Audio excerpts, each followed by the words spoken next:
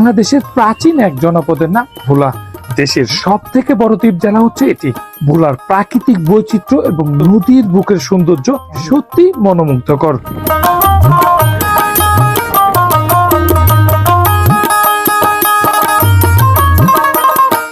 ব্যবসা বাণিজ্যে সমৃদ্ধ এ জেলায় লুকিয়ে আছে হাজারো অসীম সম্ভাবনা।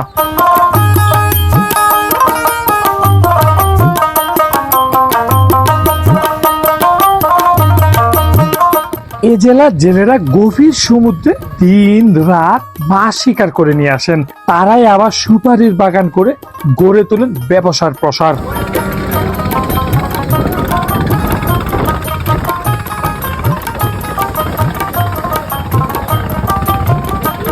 দেশের মধ্যে ভোলার ইলিশে চুরি মেলা ভার।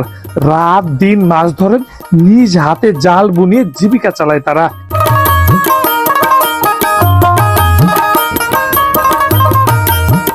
জেলেদের এসব দৃশ্য দেখতে অসাধারণ লাগে সবার।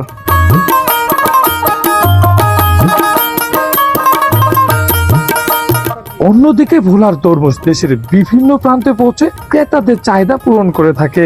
এখানকার মানুষের পরিশ্রম আর দক্ষতা প্রকৃতির সাথে মিলে তৈরি করেছে এক অনন্য মেলবন্ধন। নদী, ইলিশ, তরমুজ আর মানুষের জীবন, এটি শুধু একটি জেলার নাম নয়, বরং বাংলাদেশের প্রকৃতির এক জীবন্ত প্রতিচ্ছবির নাম।